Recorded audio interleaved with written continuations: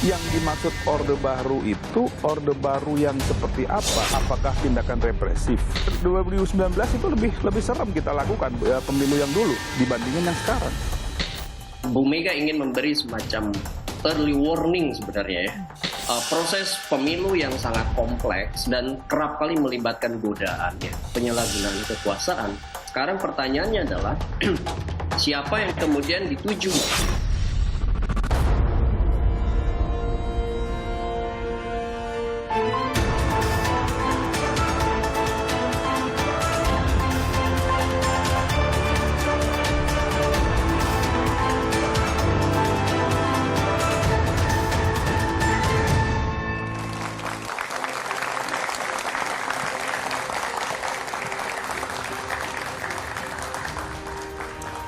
Selamat malam saudara, Ketua Umum PDI Perjuangan Megawati Soekarnoputri mengaku jengkel dengan penguasa saat ini. Presiden kelima RI ini menyatakan mereka yang baru berkuasa bertindak seperti zaman Orba. Kuat dugaan kritik Mega ini dialamatkan ke Presiden Jokowi. Namun Jokowi enggan menanggapi lontaran Megawati ini. Kader PDI Perjuangan banyak yang duduk di pemerintahan dan jadi bagian dari kekuasaan. Dan 2 kali Pilpres, Jokowi diusung oleh partai ini. Lalu kenapa tiba-tiba Megawati melontarkan kritik keras terhadap kekuasaan? Benarkah penguasa sudah bertindak seperti zaman Orba? Atau ini bentuk kekecewaan Bu Mega karena capresnya tak didukung Jokowi? Kita akan membahasnya bersama dengan sejumlah narasumber. Selamat malam dan selamat datang Mas Hinton Pasaribu, politisi PDI Perjuangan. Ya, selamat malam Mbak Lipi. Selamat malam dan selamat datang Ahmad Fathul Bari, juru bicara Timnas Amin. Selamat malam. Waalaikumsalam. Selamat malam dan selamat datang Saleh Partaunan Daulay, juru bicara TKN Prabowo Gibran. Selamat malam, Assalamualaikum warahmatullahi wabarakatuh. Selamat malam dan selamat datang Valdo Maldini, politisi PSI. Selamat malam. Selamat malam, Assalamualaikum warahmatullahi wabarakatuh. Dan studio 2 arah semakin meriah dengan teman-teman mahasiswa dari UIN Jakarta, Politeknik Negeri Jakarta, Universitas Negeri Jakarta, Universitas Budi Luhur, Universitas Indonesia, dan Politeknik APP Jakarta. Saudara, inilah 2 arah. Saya Liviana Charles. Gak boleh ngomong gitu, tapi udah jengkel tau gak? Kenapa? Republik ini penuh dengan pengorbanan, tahu tidak? Mengapa sekarang kalian yang baru berkuasa itu mau bertindak seperti waktu zaman Orde Baru? Kejengkelan Megawati terhadap penguasa saat ini ditanggapi pihak istana sebagai cerminan negara demokrasi. Sementara pengamat justru menilai pernyataan soal Orde Baru ini menunjukkan puncak kegusaran setelah PDI Perjuangan dan Jokowi pisah haluan. Sekarang Ibu Mega sebagai bagian dari kekuasaan itu sudah mulai merasakan bagaimana praktik yang dirasakan oleh oposisi sebetulnya selama ini begitu. Kalau sebelumnya adalah menjadi bagian dari kekuasaan, saat ini saya kira sudah terlepas dari kekuasaan sehingga mulai merasakan dan mulai sensitif dan juga mulai mengalami insekuritas dengan situasi politik yang terjadi begitu saat ini. Saya mengomentari itu domainnya Ibu Mega ya, untuk partai politik. Semua orang bisa berpendapat ya, membuat penilaian. Saya kira itu cermin bagi negara demokrasi. Pro kontra muncul usai Megawati mengungkit soal Orde Baru, terutama antara pendukung Prabowo Gibran dan PDI Perjuangan. Jadi kami melihat tidak ada tanda-tanda nyata bahwa kekuasaan hari ini yang dipimpin oleh Pak Jokowi ini mengarah kepada praktek Orde Baru karena syarat-syarat itu tidak ada. Salah satu syarat lagi Orde Baru bisa melakukan itu adalah kalau di dalam partai politiknya itu adalah partainya sangat terbatas cuma 3. Sekarang partainya 18. Salah satu ciri-ciri Orde Baru adalah ada pembungkaman kepada orang-orang yang berbicara, yang kritis terhadap pemerintah itu dibungkam. Kalau ada Orde Baru, ada kritik seperti dilakukan Ibu Mega udah ditangkap dulu. Apakah Orde Baru orang nggak bisa ngomong kritik sama sekali? Bisa. Tapi kemudian lahir petisi 50 misalnya ya. Lihat bagaimana orang mati secara perdata diperlakukan oleh Pak Harto gitu. Apakah ada pemilu ketika zaman Orde Baru? Ada. Hasilnya sudah diketahui sebelum pemilu. Ya, secara demokrasi prosedural semua jalan, demokrasi substansialnya nggak jelas gitu. Nah itulah yang kemudian menjadi kegelisahan Ibu Mega, terlebih ketika tadi saya sebutkan Instrumen-instrumen kekuasaan bekerja untuk memenangkan atau merugikan salah satu paslon. Kenapa Megawati melontarkan kritik yang diduga dialamatkan ke Presiden Jokowi ini? Benar nggak sih memang ada upaya mengembalikan Indonesia kembali ke zaman Orba, atau hanya karena soal beda dukungan politik semata?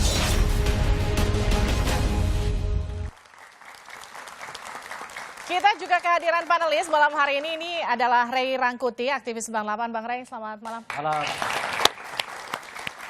Saya ke Bang Masinton. Bang Masinton, kurang lebih pernyataan Bu Mega gini, saya nggak boleh ngomong gini, tapi saya sudah jengkel, tahu nggak? Penguasa sekarang sudah seperti zaman Orba. Jadi ini kritikannya buat siapa? Ya, kritikan itu dalam konteks saat ini, belakangan ini kata beliau. Nah tentu belakangan ini adalah kita harus lihat dengan putusan Mahkamah Konstitusi ya. Itu di mana dalam putusan Majelis Kehormatan MK itu ada pelanggaran etika berat di sana. Oke. Di sana jelas ada hasil dari putusan itu, jelas nepotisme di sana. Nah, pertama kalau kita mengenali Orde Baru itu ya, yang kita kenal dengan Orde Baru itu adalah kolusi, korupsi, nepotisme. Maka kami mahasiswa dulu sama Bung Rai, kami menggaungkan, mahasiswa Indonesia dulu menggaungkan semangat demokrasi melalui gerakan reformasi itu. Menentang yang namanya kolusi, korupsi, dan nepotisme. Nah, jadi yang pertama kita kenali watak dan karakteristik Orde Baru, kekuasaan Orde Baru itu adalah anti demokrasi, kolusi, korupsi, dan nepotisme. Dan sekarang ya dengan putusan MK itu sebagai sebuah puncak gunung es itu. Saya 2 tahun lalu itu sudah berteriak menolak yang namanya 3 periode. Menolak penundaan pemilu. Yang itu 3 periode disampaikan partainya siapa? Bung Paldo. Kemudian penundaan pemilu partainya Pak Saleh ya. Jadi dengan putusan MK itu mengkonfirmasi ada perilaku KKN di sana. Baik, saya potong sebentar. Ini kritik untuk penguasa artinya, tapi bukankah PDIP itu adalah bagian dari penguasa? PDIP itu kan partai utama pengusung. Oh iya, artinya terhadap yang baru-baru ini. Karena itu disampaikan oleh Bu Mega. Jadi bukan kritik untuk diri sendiri ya? Gitu loh, artinya ya bahwa perilaku kekuasaan yang koruptif, kolutif, dan nepotis ya, itulah yang diingatkan oleh Bu Mega kepada kita semua. Bang Saleh, jadi penguasa sekarang penguasa ala Orde Baru, betulkah begitu? Ya, Pak Masinton lupa menyebut bahwa saya juga adalah aktivis mahasiswa tahun 97-98. Jadi saya masuk mahasiswa tahun 93, 97 saya semester akhir. Ya, dan 98 saya ikut aktif dan saya pindah dari Sumatera Utara ke Jakarta dan saya ikut. Saya ngerti ada 6 agenda reformasi. Ingat tuh yang kita tuntut pada waktu itu ada 6. Ingat nih Pak Masinton, jadi bukan hanya KKN. Yang pertama adalah pengadilan terhadap Soeharto dan kroni-kroninya. Itu bahasanya begitu. Itu satu. Yang kedua, amandemen Undang-Undang Dasar tahun 1945. Yang ketiga, otonomi daerah. Yang keempat, penghapusan dewi fungsi ABRI. Yang kelima, menghapus KKN. Yang keenam, menegakkan supremasi hukum. Inilah 6 agenda reformasi. Nah sekarang saya tanya, 6 agenda reformasi sudah dilaksanakan enggak? Sudah. Apakah berhasil semua? Ada yang berhasil, ada yang belum berhasil, ada yang perlu disempurnakan. Misalnya kalau ditanya, apakah pengadilan terhadap Soeharto dan pengikutnya dilakukan? Kan sebagian ada yang diperiksa. Bahkan mereka yang berkuasa pada eranya Soeharto itu kan langsung hilang. Karena sistem demokrasinya langsung terbuka. Semua orang bisa ikut. Kemudian amandemen Undang-Undang Dasar, sudah 4 kali. Kemudian ada lagi otonomi daerah, penghapusan dewi fungsi ABRI, kemudian penghapusan KKN, penegakan supremasi hukum, itu dilaksanakan. Tidak ada yang diingkari dari 6 agenda reformasi. Jadi kalau menurut pertanyaannya, kalau misalnya yang disebut hanya KKN saja gitu, saya kira KKN juga sekarang tuh betul-betul juga ditegakkan. masalahnya sudah selesai, sudah sempurna atau belum. Nah, itu kan bukan tugas satu orang, dua orang, tapi tugas kita bersama.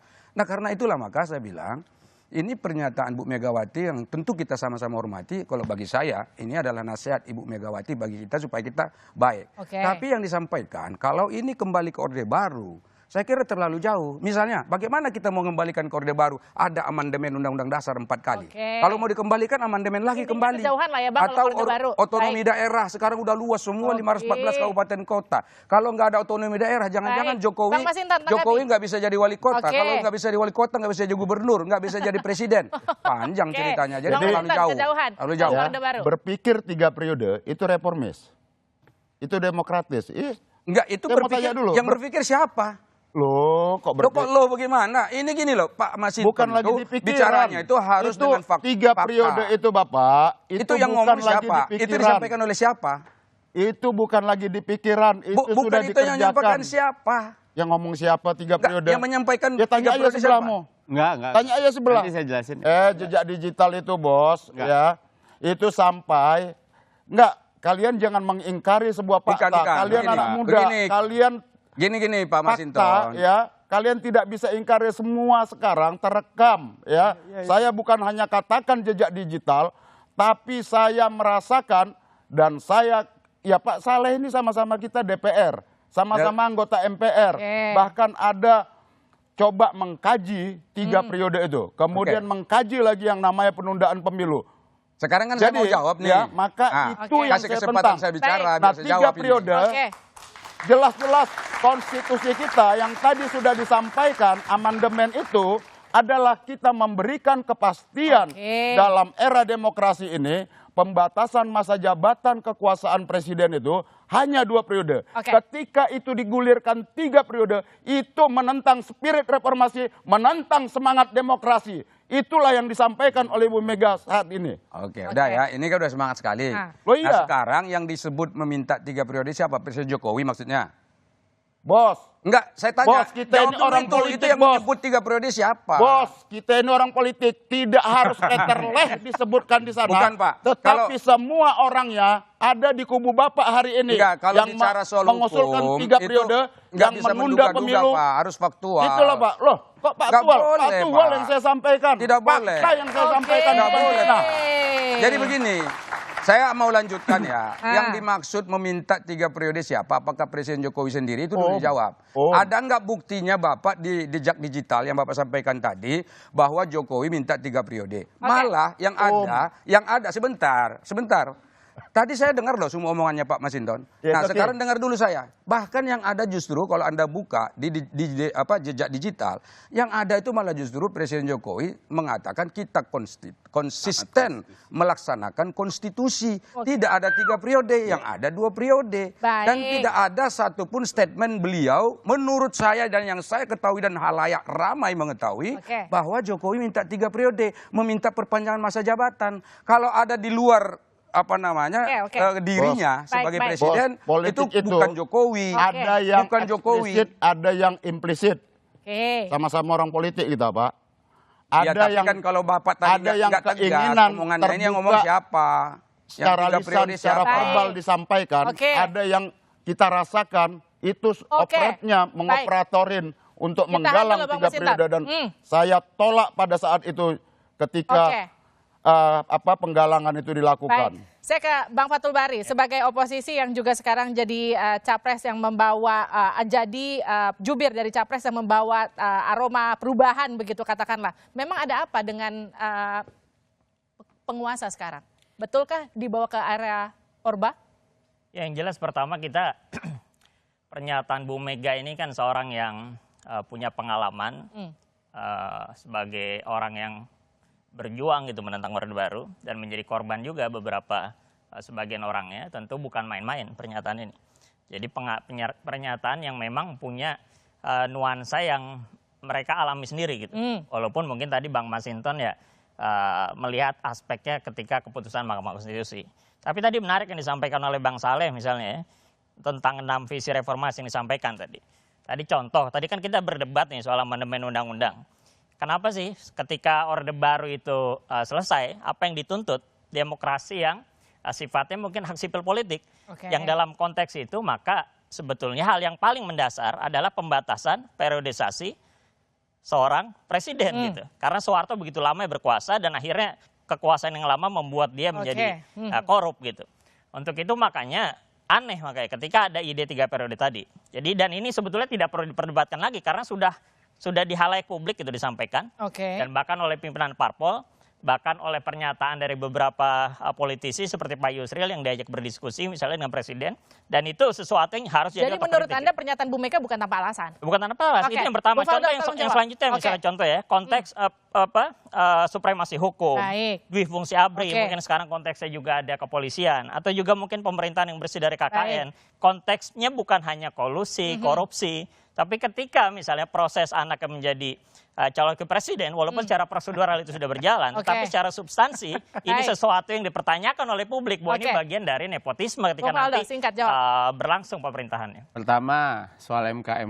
MK itu kan tempat menguji peraturan dan itu sudah di dalam prosesnya, ada tindakannya, mahkamah kehormatannya. Prosesnya yang pun kedua, bermasalah pertama. soal 3 periode, tegas Bapak Presiden bilang menghormati konstitusi, halusinasi yang bilang itu karena itu tidak terjadi hari ini.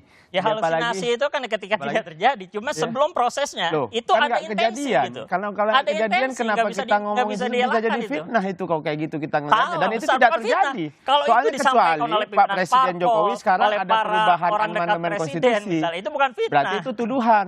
Jadi kalau saya mau nuduh-nuduh ya silakan aja, tapi faktanya hari ini tidak ada 3 periode Bapak Presiden Jokowi. Ya faktanya hari ini tidak ada karena tidak berhasil prosesnya gitu. Tapi intens untuk itu kelihatan jelas gitu. Aneh juga kalau misalnya pimpinan partai politik menyampaikan statement politik lalu dianggap itu pernyataan presiden.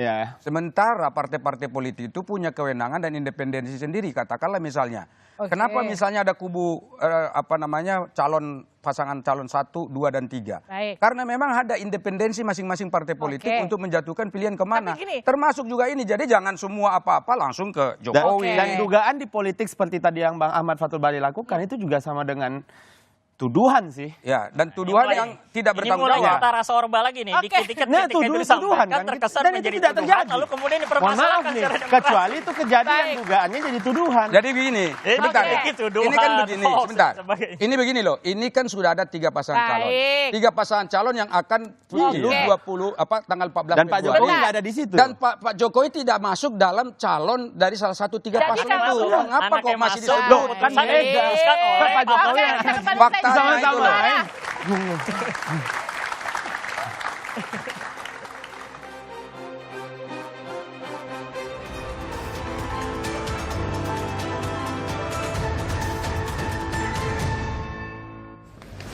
Ya betul, semua masukan kami tampung. Coba bahas ini dulu ya di jam kerja ya. Aku Pak Sekda ya. Definisi penguasa itu siapa? Siapa? Ngomong sesuatu menghina Pak Presiden ditangkap. Enggak maksudnya ditangkap. Oke, ada yang ditangkap ketika menghina terlalu jauh. Tapi apakah sebuah forum diskusi atau apa yang sampai ada orang yang menangkap atau yang melakukan seperti itu apakah ada? Gitu? Tidak ada tuh? Enggak. Saya nggak tahu nih maksudnya definisi seperti Orde Baru itu seperti apa dulu.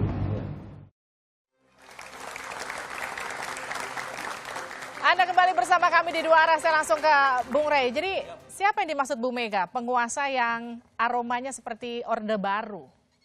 Saya kira sebelum kita menilai apakah ada Orde Baru atau tidak, mungkin lebih bagus kalau kita tonjolkan dulu apa sih karakter dan watak Orde Baru itu yang menonjol gitu.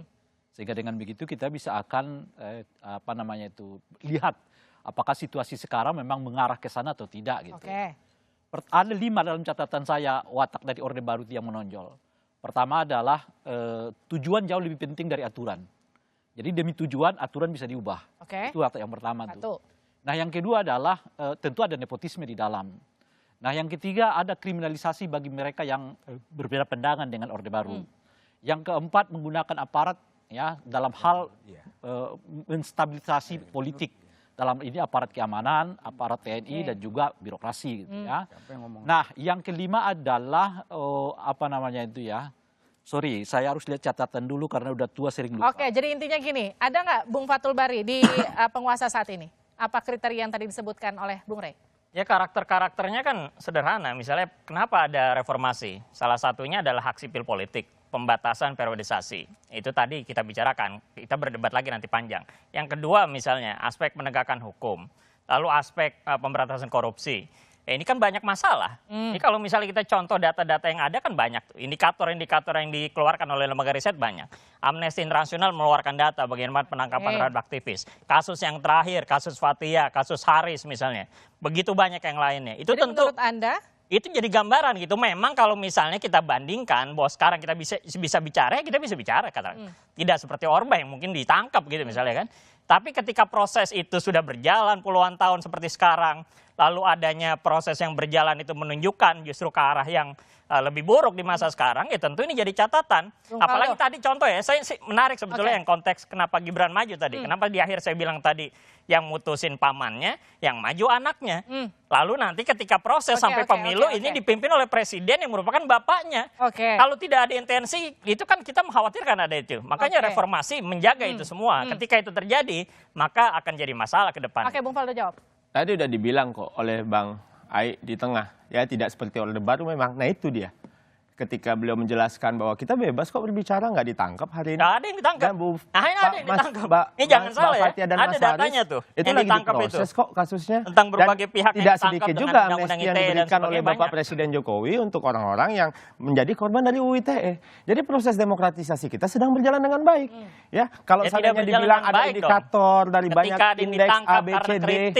Bang, ngomong dulu lah, ngomong dulu aja Bang, biar aku dengerin. Nggak, ngomong dulu aja, monggo. Ya tadi datanya, kita kan men-challenge datanya. Nah, udah nggak nih? Aku tadi nggak jawab abang ngomong. Ya, coba sampaikan, kira-kira gambarannya gimana gitu. Itu tidak bisa dikatakan sebagai belum. Bukan Orba gitu. Nggak, kalau belum, monggo silahkan. Bung Faldo, jawab. Nggak, kalau belum selesai silahkan, aku dengerin aja. Saya ngatur, Bung Faldo jawab. Ya, jadi kalau seandainya dibilang ada indeks masalah korupsi, penegakan hukum dan lain-lain, toh terbukti juga ada juga indeks yang bilang bahwa kita sedang berproses. Stagnasi memang ada di demokrasi, tapi di negara lain terjadi democratic backsliding. Di negara-negara demokratis orang lebih cenderung ke otoritarian bahkan. Dan kalau kita ngelihat kepuasan, kepuasan presiden itu di atas 70%, penegakan hukum dipantau terus sama Bapak Presiden. Memang kita sedang berproses, dan tapi proses itu tidak menuju ke Orde Baru. Jauh banget loncatnya kalau seandainya indikasi-indikasi kecil dibilang Orba gitu mengeluarkan statement Orde Baru. Apakah ada tekanan yang dialami PDIP jelang pemilu? Ini saya jelasin dulu nih ya. Nih, PSI dukung 3 periode. Boleh jawab nggak Bang? Nggak. Apa? Boleh jawab nggak? Nggak. Nanti aja kon jawabnya biar sekaligus. Giliran Ketum PAN, Zulkifli Hasan dukung penundaan pemilu. Airlangga dukung penundaan pemilu. Nah jadi yang mau kita katakan adalah spirit ya ingin memperpanjang dan menabrak konstitusi itu, itulah karakteristik Orde Baru. Dia nggak ingin kekuasaannya dibatasi. Dia ingin berkuasa lama dengan berbagai cara. Maka ditempuhlah cara MK itu. Gitu loh. Nah jadi kalau dikatakan apa itu Orde Baru, lihat aja MK. Mau berkuasa selama-lamanya, itulah salah satu ciri dari Orde Baru. Karena apa? Semangat reformasi itu adalah, kenapa tadi yang dibacakan oleh Pak Saleh tentang amandemen Undang-Undang Dasar. Kenapa Undang-Undang Dasar diamandemen setelah kita melakukan reformasi, agar seluruh tatanan instrumen negara, proses pelembagaan demokratisasi kita menuju negara yang demokratis melalui sistem kenegaraan, pelembagaan demokrasi tadi itu benar-benar kita jalankan secara konsisten. Begitu, itulah memaknai Orde Baru itu, Pak. Biasanya kalau itu ditabrak, biasanya Pak Masinton minta waktu lebih banyak. Pro Orde Baru. Silakan. Minta lebih banyak waktunya. Nah giliran saya dulu Pak Masinton. Nah begini, jadi tadi kan disebut bahwa kita tidak mungkin kembali sebetulnya ke Orde Baru. Saya mengatakan itu, nggak mungkin. Karena semua yang struktur yang ada sekarang ini kalau saya hitung tuh, akibat amandemen Undang-Undang Dasar 1945 itu melahirkan banyak undang-undang yang lahir sebagai konsekuensi daripada amandemen. Setelah itu undang-undang lahir, ada lagi peraturan pemerintah di bawahnya. Luar biasa banyaknya. Jadi itu kalau misalnya dikembalikan lagi dalam waktu katanya belakangan ini tadi ya, itu nggak akan mungkin terjadi, Pak. Untuk kembali ke Orde Baru itu sesuatu yang sangat mustahil. Nah, itu satu. berpikir Sebentar, kan itu. belum selesai. Oke, silakan. Ya kan. Kemudian kedua, tadi disebut ini partai-partai menyebut ada penundaan pemilu seperti misalnya ketua umum saya. Waktu itu Pak, itu sedang ada COVID. Jadi ada alasan di mana waktu itu kita ini kan belum tentu siap nih kita. Jadi ada alasan bagaimana kalau misalnya ada penundaan sehingga dengan demikian nanti kita semuanya siap. Karena ingat waktu itu ada yang kritik. Pada waktu pemilu yang lalu banyak penyelenggara pemilu meninggal. Itu kan argumen dari partai politik yang secara independen menyampaikan hal ini ke publik. Toh kalau misalnya itu dijadikan misalnya ini tidak misalnya menjadi bagian yang disepakati sebagai negara demokrasi, kita ikuti. Nah, ini sebentar kan belum selesai. Itu alasan teknis, Pak. Demokrasi belum tidak selesai. bisa langsung dibawa pada alasan teknis ketika berpikir. Tapi tidak ada istilah 3 periode. Jangan salah tadi. Kalau kita kan kami menyebutnya nggak 3 periode. Tidak ada 3 periode. 3 periode dan penundaan pemilu serta menciptakan calon boneka itu yang saya sampaikan. Beda. Gitu loh. 3 periode penundaan pemilu menciptakan calon boneka. Nah, sebentar, saya belum selesai. Argumentasimu. Saya belum selesai loh. Saya mau langsung challenge. Argumentasimu tentang COVID dijadikan alasan, itu kan alasan teknis. Itu salah satu argumen. Filipina dan berbagai negara lainnya itu ada beberapa argumen lain termasuk ketahanan COVID. ekonomi, ketahanan sosial politik kita, ketahanan hubungan di antar masyarakat kita. Ini beberapa argumen-argumen yang saya kira masih sangat up to date pada waktu itu. Jangan lihat sekarang. Pada waktu itu disampaikan. Dan kemudian yang berikutnya begini loh. Ini Pak Masinton ini kan otoriter, Pak. Pak Masinton ini mengatakan bahwa sekarang ini adalah pemerintah yang otoriter, baru sampaikannya. Bukankah Jokowi ini sejak jadi wali kota, gubernur, kemudian jadi presiden adalah kader PDI Perjuangan. Betul. Di mana partai PDI Perjuangan itu adalah kawat candra di muka untuk menggodok, mengedukasi kader-kadernya jadi pemimpin. Nah sekarang kalau disebut dia akan kembali jadi otoriter, yang mengajarkan itu otoriter siapa? Gimana Bung Masinton? Di mana buktinya kalau ini kembali otoriter? Ini berbahaya. Bukan, Anda yang menyampaikan, bukan saya. Challenge, ya. Kalau ketika masa COVID tadi, berbagai negara menyelenggarakan pemilu secara demokratis, dia laksanakan tuh. Itu alasan teknis tadi ya. Kalau dijadikan alasan penundaan pemilu. Nah kemudian itulah sikap kami tegas, walaupun itu terhadap kader kami sendiri, ketika dia mencoba menabrak konstitusi, sikap partai kami jelas, tegas. Sikap Ibu Megawati jelas dan tegas menjaga mandat reformasi dan demokrasi, walaupun itu berasal dari kader sendiri, karena disitulah kita menjaga kewarasan. Saya tanya, Pak Masinton, saya tanya dulu. Nih, kembali saya tanya. Sekarang Pak Jokowi ini masih kader PDI Perjuangan nggak? Jangan nanya ke saya, tanya ke beliau. Loh kok kan beliau kan Anda pengurus partai. Masih PDI Perjuangan tidak? Jawab dulu, sekarang masih kader PDI Perjuangan enggak? Pernahkah, sekarang gini, saya tanya lagi, pernah enggak Pak Jokowi mengatakan saya keluar dari PDI Perjuangan? Pernah enggak misalnya Pak Jokowi ini tidak patuh? Karena selama ini kalau kita lihat di potret politik nasional, kalau Pak Jokowi dipanggil Mega datang Pak. Artinya gini, datang mengikuti arahan. Nah kenapa pada situasi seperti ini malah menyalah-nyalahkan, malah bukan memanggil itu loh. Tepuk tangan. Bang Masinton, artinya gini, apakah kritikan dari Bu Mega terhadap Pak Jokowi ini karena sakit hati Pak Jokowi nggak mendukung kadernya sendiri di Pilpres nanti? Nanti dijawab usai jeda di Dua Arah.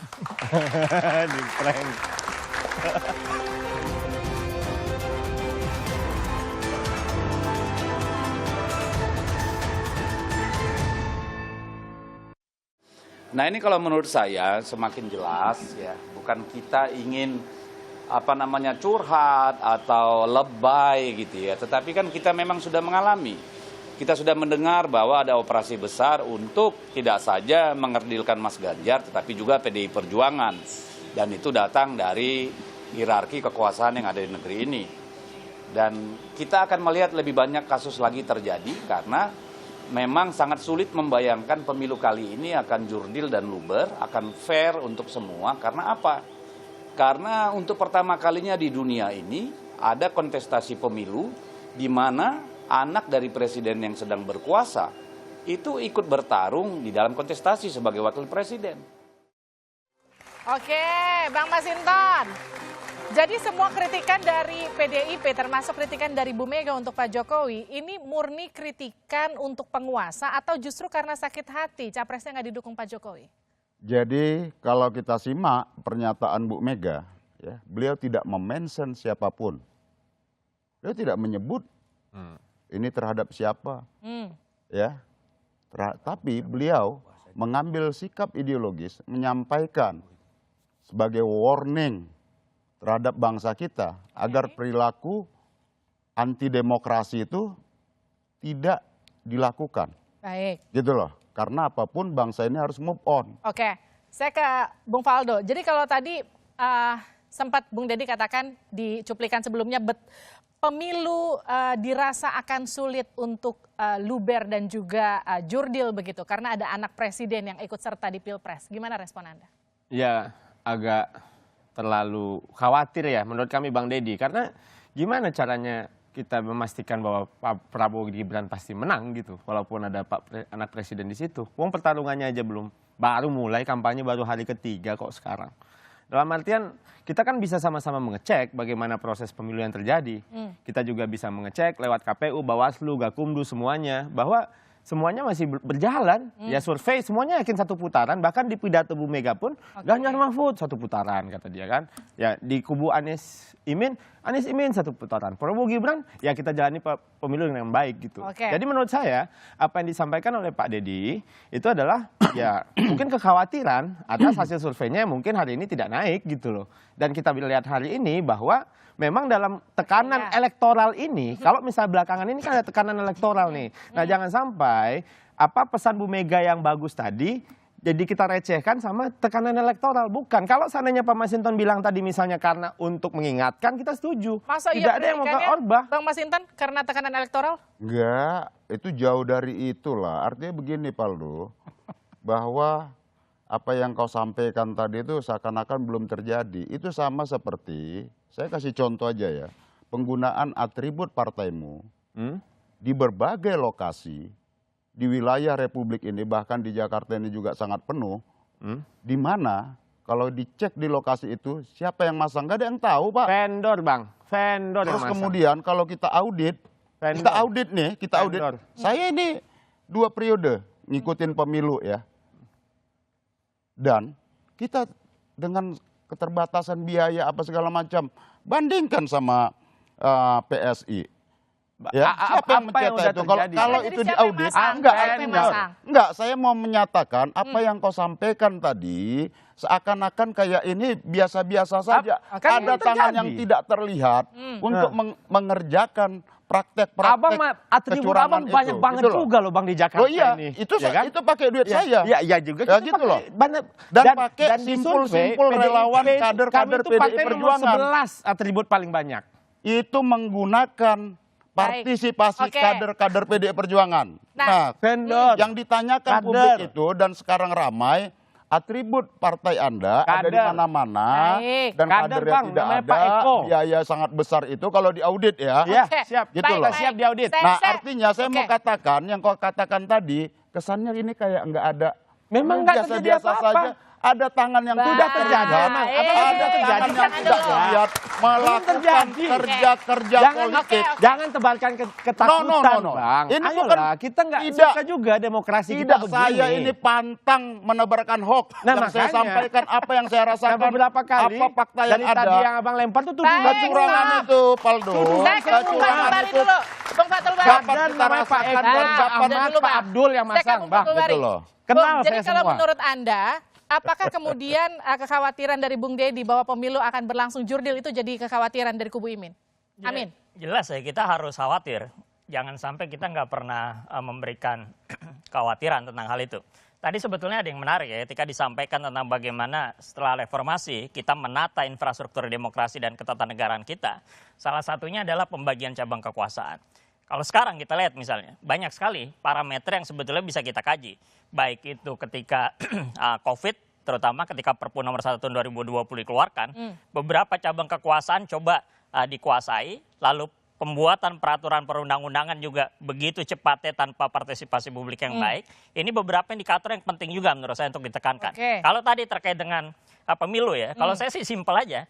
Salah satu yang dulu di masa Orde Baru dikhawatirkan tentang nepotisme. Dan sekarang ini walaupun secara demokrasi prosedural ini berjalan, tentang anak presiden yang maju sebagai cawapres diputuskan oleh pamannya misalnya, ada khawatiran intensi yang ada. Oleh karena itu sebetulnya simpel aja, kalau Presiden Jokowi seorang reformis sejati, negarawan, kalau mau sederhana ketika nanti proses pemilu kok sebentar nih sampai Februari, nonaktif saja sebagai presiden kalau mau misalnya gitu ya, tentang formulasinya apa gitu. Atau misalnya sekaligus mundur sebagai presiden kalau perlu gitu. Walaupun itu kejauhan, tapi konteksnya bagaimana kita mencoba menjaga. Ini kan kita tertawakan karena ini sudah terjadi. Dan keterjadian yang ada itu juga banyak masalah. Proses MK itu juga diputuskan pelanggaran etik berat. Ke Bung Rey, kenapa kemudian apa yang mereka sebut anak presiden yang kemudian ikutannya pres itu jadi kekhawatiran sendiri untuk pemilu yang terlaksana luber dan juga jurdil? Ya tentu karena ada dugaan kemungkinan penggunaan fasilitas negara, pengerahan aparat, pengerahan birokrasi macam-macam dan seterusnya, yang tidak bisa disalahkan juga karena memang berbagai gejala itu kemungkinan muncul saat ini gitu. Misalnya kan kemarin ada pertemuan aparatus desa, misalnya begitu ya. Lalu kita tahu sekarang banyak sekali mantan-mantan jenderal macam-macam bergabung di banyak pihak dan sebagainya gitu. Nah artinya ada bayang-bayang yang tidak hanya muncul hari ini, tapi muncul mungkin dari jauh hari, yang menjadi memori, ya ketika dihadapkan pada situasi itu akan muncul dan mengatakan kita harus hati-hati nih. Dan tentu saja apalagi kemudian ketika Presiden mengatakan, mengundang 3 pasangan calon presiden sarapan pagi, tapi 2 hari setelah itu beliau ketemu dengan pendukung salah satu calon presiden. Jadi seolah-olah kata-kata keropos. Jadi menurut Anda nuansa Orba itu betul ada? Kalau nuansa Orba itu dilihat dari 5 indikator yang saya sebutkan itu tadi. Bung Saleh jawab dong. Jadi begini sebetulnya, tadi saya lihat terlalu banyak kekhawatiran-kekhawatiran yang disampaikan. Jadi apa yang disampaikan itu semua adalah asumsi yang saya kira belum bisa dipertanggungjawabkan secara baik. Contoh tadi kan, disebut ini, disebut ini, disebut ini.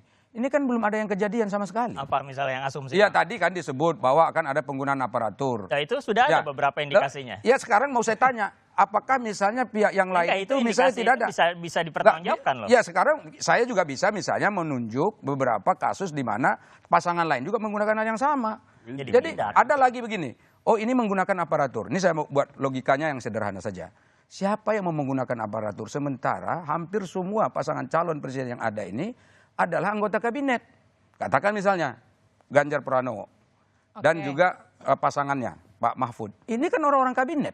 Berapa banyak misalnya kader PDI Perjuangan yang sekarang masih menjabat sebagai menterinya Pak Jokowi. Tapi kemudian di tempatnya, ya kan di PKB kan banyak sekali menteri mereka gitu loh. Jadi sekarang ini semuanya masih ada di sana. Bagaimana misalnya kalau disebut, ya jangan dipotong dulu, Anda dari tadi motong terus loh. Ya tadi ya, kan? Enggak, nanti kan Anda dari tadi bicara nggak boleh saya potong. Muhaimin saya koreksi karena dia bukan menteri. Bukan, ya anggota PKB yang menjadi menteri, ada Ida Fauzia, ada yang menteri desa, itu PKB Pak. Jadi Abdul Halim ya, jadi semuanya orang PKB. Jadi artinya semua pasangan calon ini memiliki anggota kabinet. Nah dari mana ceritanya Jokowi akan menggunakan kekuasaan dalam konteks misalnya koalisi seperti ini untuk memenangkan anaknya. Yang ketiga, ini katanya anak presiden, mestinya jangan mencalonkan anak presiden dong. Sedangkan presiden saja yang aktif boleh mencalon. Presiden yang aktif nih periode pertama, dia boleh mencalon untuk periode yang kedua. Ini kan anaknya. Kalau misalnya anaknya nggak boleh, apa tidak ada hak-hak konstitusional yang kita ganjal, yang kita kebiri? Ya kan bukankah itu lebih bermasalah lagi dibandingkan apalagi tadi tesisnya mengatakan, mestinya Jokowi mundur dong jadi presiden. Dari mana ceritanya kok presiden harus mundur? Ya kan justru mundur seperti itu malah melangkahi konstitusi justru. Nggak ada ceritanya di Indonesia ada klausul presiden harus mundur ketika anaknya calon jadi wakil presiden. Nggak ada. Dan Bapak jangan salah, itu di Thailand, di negara-negara lain itu banyak kok anak-anak dari mantan-mantan presiden yang maju jadi calon presiden. Kok jangan dicontoh? Itu kan sangat demokratis. Menurut Anda tidak demokratis, ternyata demokratis. Pakai indikator-indikator tentu yang baik dong. Indonesia saya sekarang sudah flow demokrasi katanya, Economics the Intelligence Unit gitu. Jadi konteks-konteks perhitungan indeks demokrasi kita, lalu juga beberapa indikasi-indikasi lain yang disampaikan oleh lembaga-lembaga pemerikatan. Jadi itu bukan sembarangan, itu Iya. indikasi. Angkanya masih saya mau aman sampaikan sih. tadi. Itu nggak masih aman. Baik. Masih aman kalau kita baru setahun reformasi, ini udah puluhan tahun reformasi masa masih aman. Itu masih aman di antara 6 Jadi sampai yang 7, seperti 6 sampai disampaikan 7 Pak Daulay tadi, di berbagai negara ada anak presiden atau anak perdana Mantan menteri presiden juga maju dicalonkan, lagi. Iya. mantannya gitu Banyak, ya. Pak. Tetapi di sana Pak tidak menabrak aturan, tidak cacat prosedur. Nah, sekarang saya tanya di kita ini yang mana yang Kita Bapak lahir sebut dalam menabrak melalui- aturan itu yang mana? Melalui putusan Mahkamah Konstitusi. Putusan Mahkamah Konstitusi sudah diadili, Pak. Konstitusional. Sudah Mahkamah diadili, Pak. Konstitusi Sudah ada putusannya. menyatakan ada pelanggaran Oke, etik baik. Putusan berat. gini nih. Jadi, Sebentar. ya. Putusan Enggak, MK dengar dulu dong. 141 yang terakhir. Oh iya, Dengar benar. dulu. Putusan MK yang terakhir nomor 141 itu Terbaru. sudah Menolak, kan? menyatakan, bukan menolak, menyatakan bahwa tidak ada masalah dengan Menolak, putusan kan? MK nomor 90. Menolak itu artinya dan itu jelas dianggap tegas sah, legal, bahwa tidak ada pelanggaran. batas Semuanya usia sudah itu sah. Dan open ini legal pada policy. putusan MK 141 DPR tidak dan ada Anwar pemerintah. Usman, Ya, tidak ada itu Anwar Usman Bapak. lagi, hanya diputus oleh 8 orang hakim. Jadi, Sudah sah, itu open tidak ada legal masalah. policy.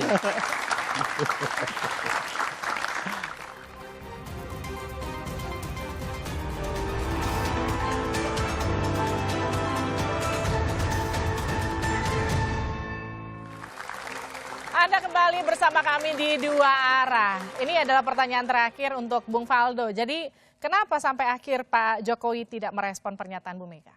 Ya karena menurut Pak Jokowi ya memang Bu Mega adalah Bu Mega gitu. Bahwa menghormati Bu Mega dan Bu Mega menyampaikan nasihat itu untuk semua orang.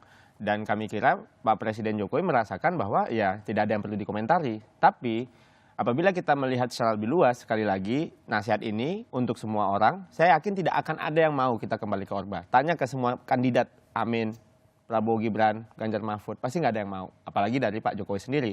Jadi kami kira ini sebuah pengingatan saja dari Bu Mega. Tapi kalau bicara jejak digital, saya dikit nih Bang, saya mau bacain.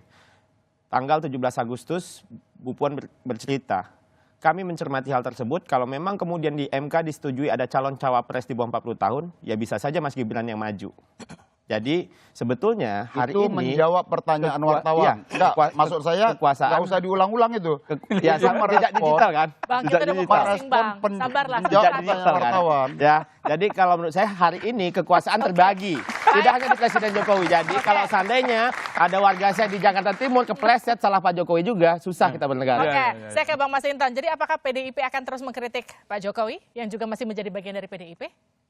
Bagi kami mengingatkan bangsa ini tentang perjalanan reformasi dan demokrasi itu menjadi bagian penting. Karena kita harus menghormati proses demokrasi ini dan menjaganya. Dan apa yang disampaikan oleh Ibu Megawati adalah sebagai sebuah upaya mitigasi. Saya kasih analogi. Ya, ketika air surut, kita anggap itu berpesta karena banyak ikan di sana. Oke. Kemudian karena kita minim tentang mitigasi tadi, kita anggap itu banyak ikan, ada pesta, kemudian tidak lama datang air bah sebagai sebuah tsunami. Nah kita nggak mau bangsa ini kemudian kita melihat pemilu ini sebagai sebuah ajang pesta, tetapi sejatinya ada upaya-upaya ya untuk melanggengkan anti demokrasi tadi itu. Nah artinya apa?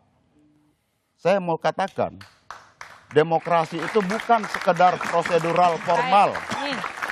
Orde Baru menggunakan pemilu. Tetapi Orde Baru tidak pernah menghormati demokrasi dan kedaulatan rakyat.